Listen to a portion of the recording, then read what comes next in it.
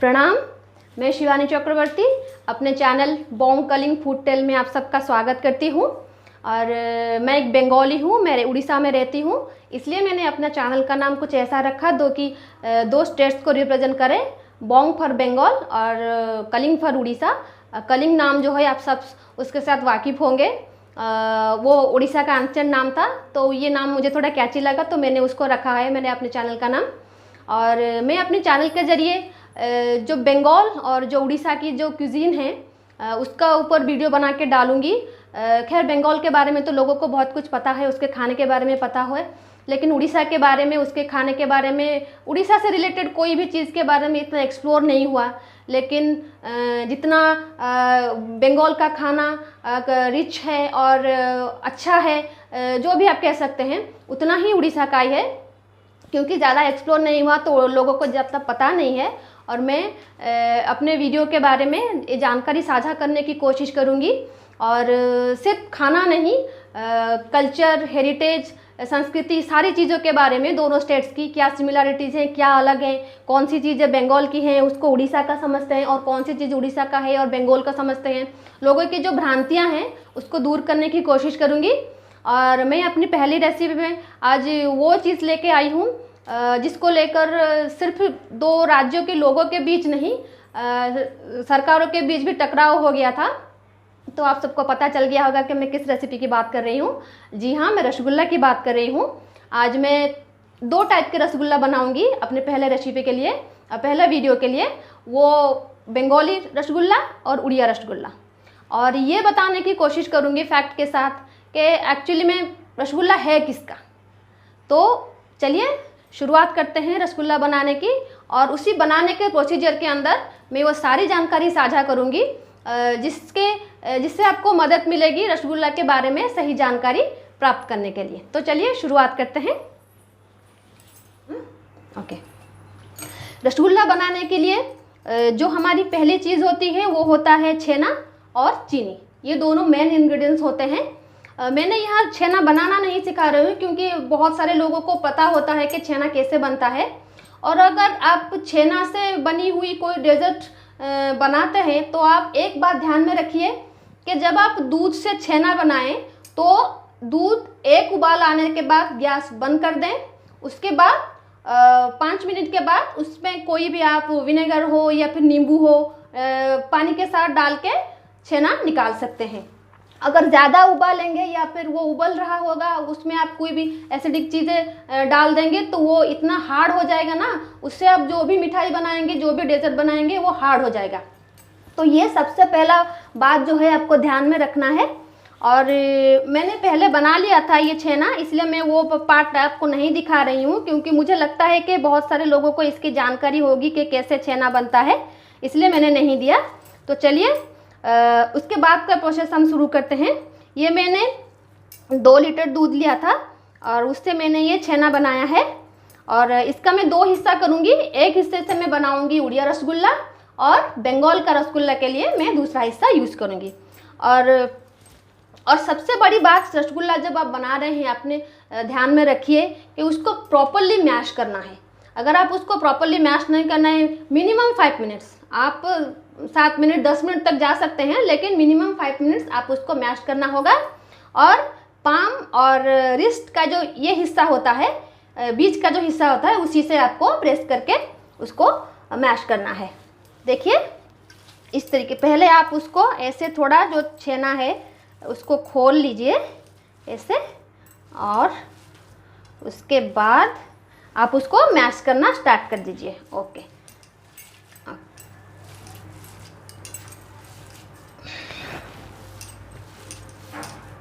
Okay, like this.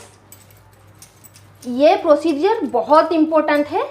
और आप, क्योंकि जो भी मिठाई बनाते हैं दुकान में, वो बहुत मेहनत का काम होता है। अगर छेने की मिठाई बना रहे हैं तो बहुत मेहनत का काम होता है, क्योंकि अगर आपको प्रॉपरली उसको मैश नहीं करेंगे तो आप जो बना रहे हैं वो चीज़ ठीक ठाक नहीं बनेगी। चाहे वो आप लड़किन बना रहे हों, रसगुल्ला बना रहे हों, गुलाब जामुन बना रहे हों, जो भी बना रहे हों, आप उसको प्रॉपरली ऐसे मैश करना पड़ेगा, लाइक दिस। ओके,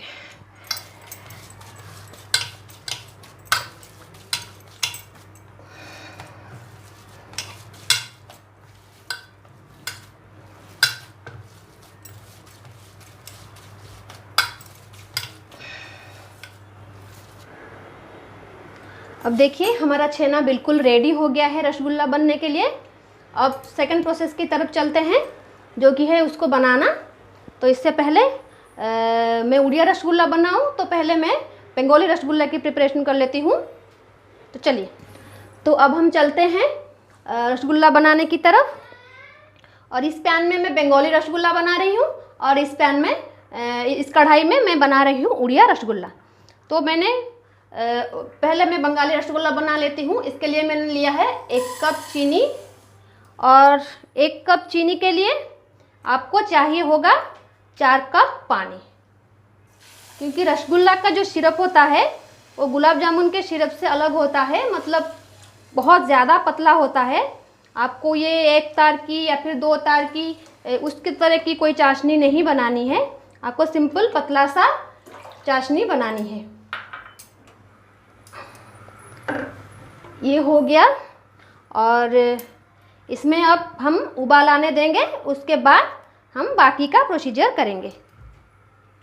इसके अंदर मैं डाल देती हूँ 2 या फिर 3 इलायची। ये हो गया। आप इसमें इलायची डाल सकते हैं, आप इसमें रोज़ वाटर डाल सकते हैं, और आप इसमें कोई भी अपने दूसरे फ्लेवर का, जैसे सैफरन होता है, केवड़ा होता है, आप अपनी मर्ज़ी के हिसाब से डाल सकते हैं। इसको हम उबाल आने देते हैं। इसको मैंने ढक दिया। अब हम चलते हैं उड़िया रसगुल्ला बनाने की तरफ। इसके लिए मैं क्या करती हूँ, पहले खाली कढ़ाई में मैं 1 चम्मच चीनी दे देती हूँ। कैरमल बनाने के लिए मैं उसको दे देती हूँ, सॉरी।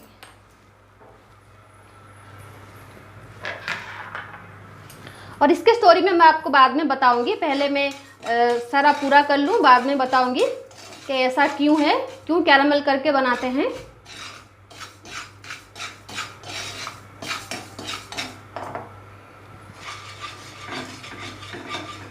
देखिए अब ये चीनी पिघल रहा है। उसको बहुत ज़्यादा डार्क नहीं करना है, थोड़ा सा, बस थोड़ा सा लाइट कलर हो जाए, उसके बाद हम इसमें पानी डाल देंगे।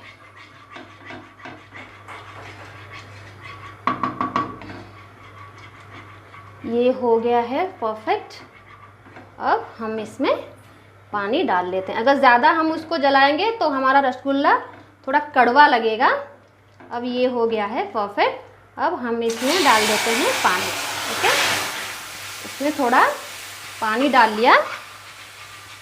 फिर उसके बाद हमें इसमें शक्कर डालना है, जितना मैंने वहाँ पे डाला था उतना ही इधर भी डाल देना है, पूरा 1 कप। 1 कप हमने शक्कर डाल दिया, और पानी भी उसी हिसाब से देंगे।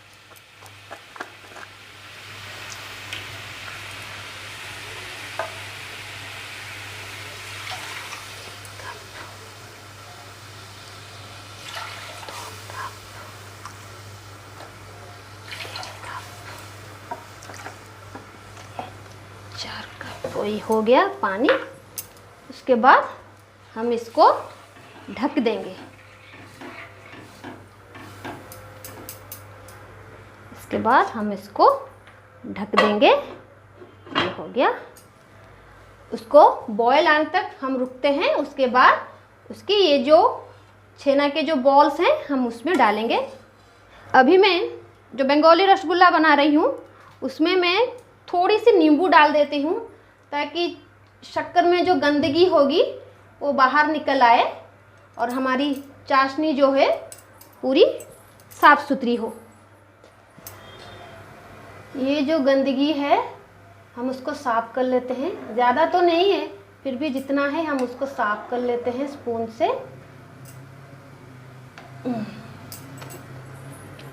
ये हमारी चाशनी उबल रही है और ये हमारी चाशनी उबलने वाली है। तो इसमें उबाल आए, इसमें भी मैं 2-4 इलायची ऐसे डाल लेती हूँ।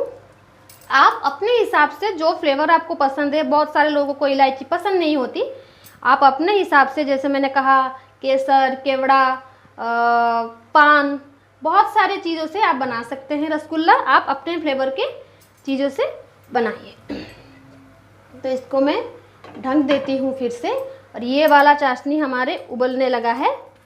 तो अभी मैं इसकी बॉल्स बनाना स्टार्ट करती हूँ। मैं यहाँ पर ज़्यादा छोटा नहीं करूँगी, मैं थोड़े बड़े बड़े बॉल्स बनाऊँगी।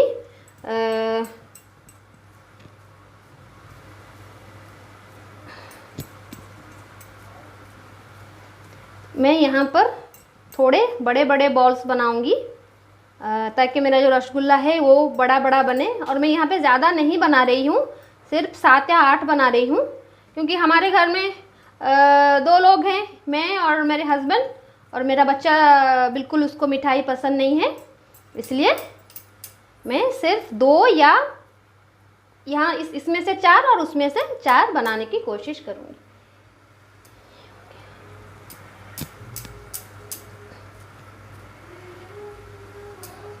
हमेशा इस बात का ध्यान रखिए, जब भी आप रसगुल्ला बना रहे हैं, इस बात का ध्यान आप रखिए, आपका जो सिरप है वो उबलना चाहिए, बंद नहीं होना चाहिए उबलना। और अगर आपको कभी लगे कि पानी कम हो रहा है तो कहीं दूसरी जगह से आप पानी गर्म करके लाके उसमें दीजिए। ठंडा पानी देंगे तो वो बिल्कुल हार्ड हो जाएगा। जो दुकान में बनता है रसगुल्ला, तो आपने देखा होगा कि वो एक कढ़ाई से निकाल के जब किसी दूसरे पॉट में उसको ट्रांसफ़र करते हैं तो लोगों को लगता है कि शायद पानी दिया जा रहा है। वो पानी नहीं देते एक्चुअली। जो कढ़ाई में तो एक ही बार उनको बनाना होता है ना। अगर 500 रसगुल्ला बनाना है तो वो क्या करेंगे, तो एक बार में तो 500 रसगुल्ला बनेगा नहीं, तो वो एक एक करके उसको बनाएंगे।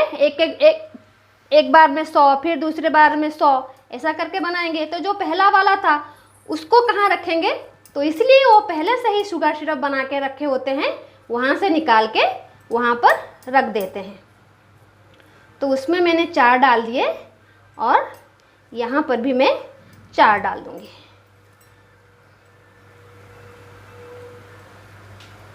और ये जो सिरप है, आप इसको अगर जब आपका रसगुल्ला ख़त्म हो जाए, आप इस सिरप को फेंकिएगा मत।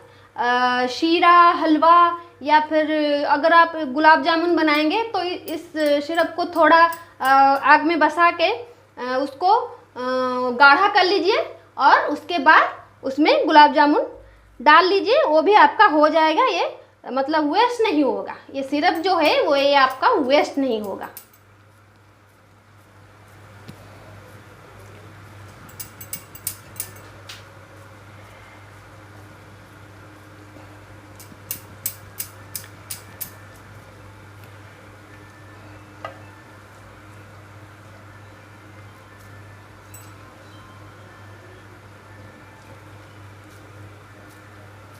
खैर अब तो लॉकडाउन का टाइम है, लोग तो बाहर निकल नहीं पा रहे होंगे, लॉकडाउन में घर के अंदर स्टॉक हो गए हैं सब।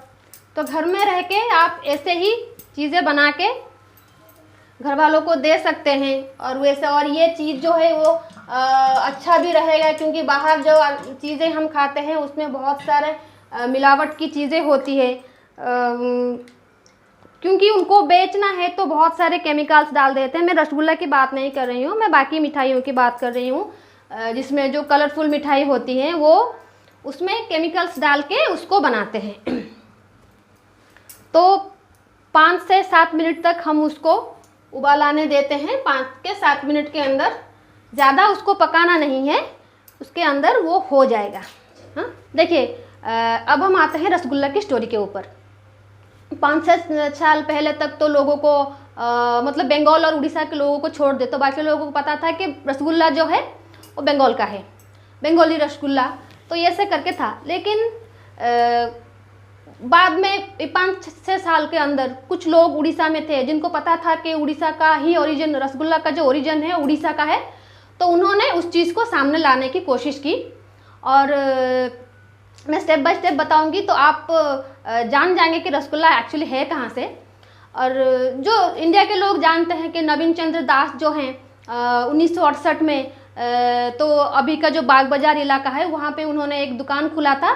तो 1968 में उन्होंने एक दुकान खुला था और वहाँ पे ये रसगुल्ला उन्होंने बनाना शुरू किया और वो समझते हैं कि उन्होंने ही बनाया है।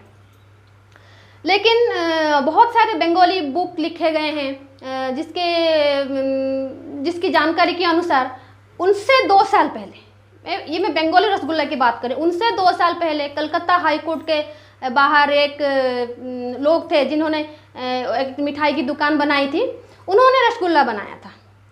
उनका नाम था, तो खैर मैं उनका नाम नहीं ले सकती क्योंकि मेरे जेठ का नाम है, तो मैं उसको दिखाना चाहती हूँ। देखिए ये है उनका नाम, और आप पढ़ सकते हैं उनका नाम क्या है। तो ये ले सकती ना, क्योंकि मेरे जेठ जी का नाम है और हमारे घर में जेठ का नाम नहीं लेते, तो ये था उनका नाम। लेकिन ये तो हो गई उनकी कहानी बनाने की। जो एक्चुअल चीज़ें थी वो ये है कि जो उड़िया के जो खानसा में थे, जो उड़िया खानसा में थे, तब बहुत सारे मतलब परिस्थिति यहाँ पे इतना अच्छा नहीं था, तो बंगाली जो रिच बंगाली फैमिली थी, तो उनके वहाँ पे उड़िया खानसा में जाते थे, उड़िया खानसा में जाते थे। तो वहाँ के जो उड़िया कुजिन थे, वहाँ के मतलब रसोई में बनता था। तो क्योंकि उड़ीसा एक कृषि प्रधान देश है और यहाँ पे खेती और गोपालन, पशुपालन जो होता है उसके हिसाब से वो चलते हैं, और उनकी डे टू डे लाइफ की जो सारी चीज़ें हैं उसी से रिलेटेड हैं, खाना से लेकर सारी चीज़ें उसी से रिलेटेड हैं। मिठाई से लेकर पीठा बहुत बनता है उड़ीसा में, तो वो सारी चीज़ें उसी के ऊपर निर्भर है। तो जो उड़िया क्यूजिन थी उन्होंने ये जो उड़ीसा के खानसा में थे, उन्होंने बंगाली लोगों के मतलब रसोई में उसको इंट्रोड्यूस किया।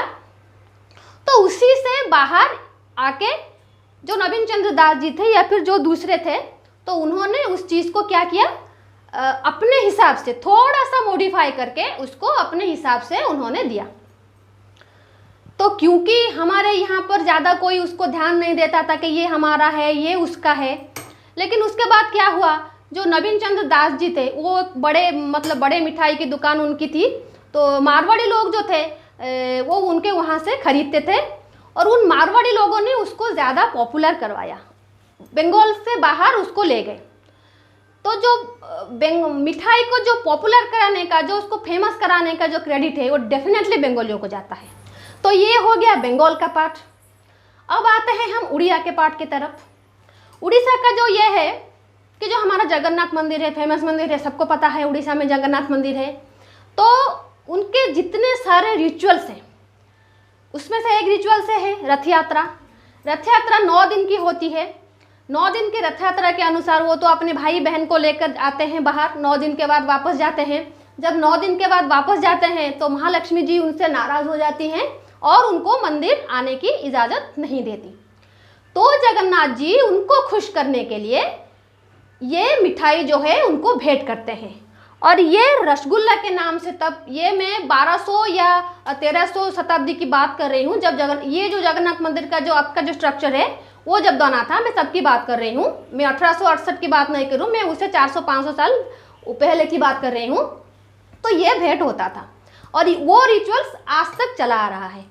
आप देखेंगे अगर, क्योंकि दूरदर्शन में तो सिर्फ नेशनल चैनल में तो सिर्फ रथ यात्रा दिखाई जाती है, अगर आप कोई रथ यात्रा के टाइम पे कोई उड़िया चैनल सब्सक्राइब कर लेंगे या फिर अपने टीवी पे तो देख सकेंगे, क्योंकि वो पूरा 1 हफ्ता 9 दिन तक दिखाते हैं। तो जो नीलाद्री बीज होता है, जिस दिन जगन्नाथ जी रथ यात्रा खत्म करके आते हैं मंदिर, तो उसी वक्त ये दिया जाता है।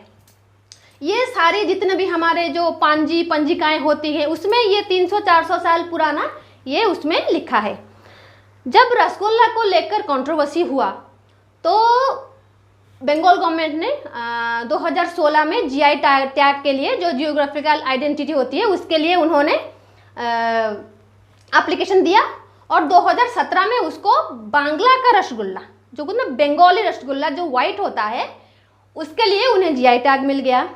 और 2018 में उड़ीसा गवर्नमेंट ने उड़िया रसगुल्ला के लिए जीआई टैग के लिए अप्लाई किया, और 19 में जुलाई 29 को 2019 जुलाई 29 को उनको उड़ीसा को उड़िया का जीआई टैग मिल गया। मतलब जो उड़ीसा का रसगुल्ला है उसको, क्योंकि बहुत उनको लगा, जो जीआई टैग देने वाले थे उनको लगा कि अगर एक को दे देंगे, एक का ओरिजिन है, दूसरे फेमस करवाया है, तो इसकी वजह से उन्होंने दोनों को अलग अलग जीआई टैग दिया। और ये बात सच है कि उड़ीसा ही ओरिजिन है किसका, बंगाली जो उड़ीसा का जो रसगुल्ला है, हम उसे रसगुल्ला ही कहेंगे, उड़ीसा का नहीं कहेंगे। जो रसगुल्ला का जो ओरिजिन है वो मतलब उड़ीसा है। अब ये देखिए, ये मैं दिखाती हूँ थोड़ा, ये देखिए उसका कलर थोड़ा ब्राउन ब्राउन हो गया है और ये थोड़ा फूल भी गया है। उसको हम और 2-4 मिनट और पकाते हैं। और इसका क्या हाल है इसको थोड़ा देख लेते हैं, इसका क्या हाल है। वाव, ये है बंगाली रसगुल्ला, सफ़ेद पूरा बिल्कुल वाइट वाइट, मुंह में जाते ही जो घुल जाए, ये वही है। क्योंकि ये रसगुल्ला उड़ीसा का नहीं है और ये उड़ीसा में नहीं बनता, जो उड़ीसा में बनता है वो ये है। अभी आप कहेंगे, ठीक है मैं पहले फिनिश कर लूँ अपनी बात। तो ये लड़ाई में दोनों ही विन विन सिचुएशन में रहे, जिनका ओरिजिन था उनको मिल गया और जिन्होंने पॉपुलर करवाया था उनको भी मिल गया। तो अभी भी दोनों लड़ रहे हैं, क्योंकि बंगालियों को अच्छा नहीं लग रहा है कि उड़ीसा को भी जीआई टैग मिल गया। खैर जो बात है, अच्छा अंत भला तो सब भला, दोनों को मिल गया, ठीक है। लेकिन अभी तो ये हो गया बंगाली रसगुल्ला की बात। लेकिन जो ये जो लाल लाल रसगुल्ला है, इसके बारे में मैं थोड़ा जानकारी देना चाहूँगी। क्योंकि उड़ीसा ना पूरा इंडिया में जो शक्कर का जो इस्तेमाल हुआ वो 1600 या 1700 सदी से शुरू हुआ है। लेकिन शक्कर के हिसाब से जो कहते हैं ना, हम मीठा क्या खाते हैं, तो शहद, गुड़ और गन्ने का जूस, इसका इस्तेमाल होता था। और जगन्नाथ मंदिर में जो होता है ना, वो शक्कर का इस्तेमाल नहीं होता, क्योंकि वो प्रोसेस होता है ना, इसलिए कोई भी प्रोसेस चीज़ जगन्नाथ मंदिर में इस्तेमाल नहीं होता। तो जब मैंने थोड़ी अपनी जानकारी जुटाने की कोशिश की, तो मुझे पता चला कि जो सबसे पहले जो रसगुल्ला बनता था, जिसको हम कहते हैं खीर मोहन कहते थे, तो वो गन्ने के जूस से, मतलब अगर आप गन्ने को जूस को उबालेंगे तो वो थोड़ा लाल लाल कलर हो जाता था और उसी में से छेने का ये बॉल डाल के उससे रसगुल्ला बनता था। अगर वो नहीं होता था तो जैसे हमने चीनी को ऐसे उबाला, ये जो कैरामल होता है वो पानी और गुड़, उसको उबाल के ऐसा बनता है। अगर आपको सोचते हैं कि गुड़ से रसगुल्ला नहीं बनता, तो ये आपकी गलतफहमी है। मैं ज़रूर एक बार आपको गुड़ से रसगुल्ला बना के दिखाऊंगी, क्योंकि मैं अक्सर बनाती रहती हूँ गुड़ का रसगुल्ला। जो ओरिजिनल रसगुल्ला है वो गुड़ से बनता था और शुगर कैन के जूस से बनता था। लेकिन जब नवीन चंद्र दास जी ने बंगाली रसगुल्ला बनाना शुरू किया, तो तब उनके यहाँ पे शुगर, इंडियन मार्केट में शुगर आना शुरू हो गया था। जो आम लोग थे वो भी शुगर खाना शुरू कर लेते थे, क्योंकि पहले शुगर जो होता था, चीनी जो होता था, वो रईस लोग जो होते थे वो इस्तेमाल करते थे, जैसे सोने चांदी की तरह वो होता था। और जो नीचे मैं तो नीचे का लोग नहीं कहूँगी, जो गरीब तबके के लोग थे वो गुड़ का इस्तेमाल करते थे, क्योंकि यहाँ पर गन्ने की खेती बहुत ज़्यादा होती थी। गुड़ और शहद मीठे के तौर पे इस्तेमाल करते थे, और ये है वो चीज़। तो अभी मुझे लगता होगा मैंने क्लैरिफाई कर लिया है सारी चीज़ों को कि क्या है ये चीज़। ये जो रसगुल्ला है, देखिए ये जो ब्राउन कलर का जो रसगुल्ला है, ये है उड़िया रसगुल्ला, और ये जगन्नाथ मंदिर में भेंट होता था महालक्ष्मी जी को। और ये है बंगाल का रसगुल्ला, ये सफ़ेद वाला।